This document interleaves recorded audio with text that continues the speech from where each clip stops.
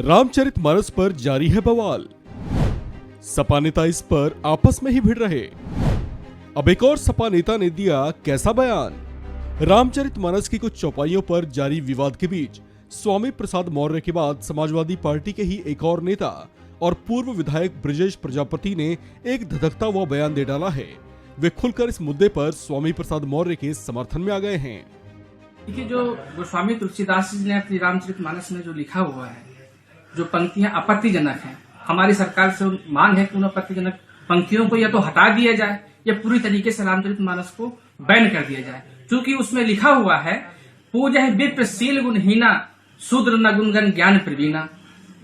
ब्राह्मण चाहे अयोग्य हो, मूर्ख हो, बेवकूफ हो, किसी काम का ना हो, नलायक हो, वो पूजनीय है। लेकिन शूद्र चाहे जितना विद्वान हो, पढ़ा लिखा हो, तेजस्वी हो, ज्ञान का भंडार हो उसके पास में, लेकिन वो पूजनीय नहीं है। तो शूद्र कहकर के आखिरकार तुलसीदास जी किसको अपमानित करना चाहते हैं? वर्ण व्यवस्था के आधार पर 4 वर्ण हैं, ब्राह्मण, क्षत्रिय, वैश्य, शूद्र। और शूद्र में सभी आदिवासी, दलित, पिछड़े वर्ग के लोग आते हैं।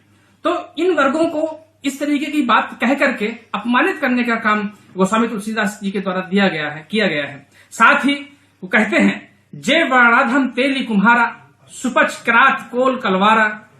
अर्थात जो वर्णों में अधम है, नीच है, वो तेली, कुम्हार, सुपच, किरात, कोल, कलार, ये जातियों के लोग हैं।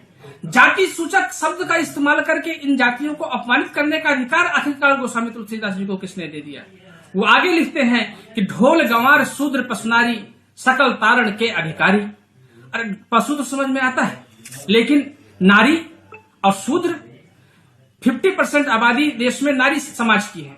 नारी चाहे किसी भी जाति, धर्म, वर्ग की क्यों न हो, उसको प्रताड़ित करने के अधिकारी है, शूद्र प्रताड़ित करने का अधिकारी है।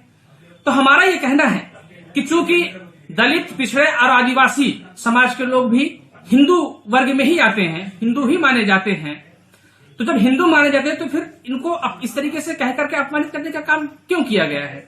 इसलिए हमारा सरकार से अनुरोध है कि जिस तरीके से हम लोगों को किसी ने अधिकार किसी को गाली देने का नहीं दिया है, उसी तरीके से किसी और को भी हम लोगों को गाली देने का अधिकार नहीं होना चाहिए। इस पर कार्रवाई होनी चाहिए, इनको हटाया जाना चाहिए या इस रामचरितमानस को प्रतिबंधित किया जाना चाहिए। रामचरितमानस को बैन किए जाने के सपा एमएलसी स्वामी प्रसाद मौर्य के बयान पर सियासी बवाल जारी है।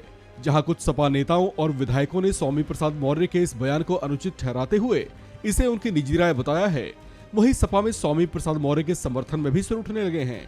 सपा विधायक तूफानी सरोज ने रामचरितमानस की वह चौपाई ट्वीट की जिस पर स्वामी प्रसाद मौर्य ने आपत्ति जताई थी। सपा नेता और पूर्व विधायक ब्रजेश प्रजापति भी स्वामी प्रसाद मौर्य के समर्थन में खड़े हो गए हैं।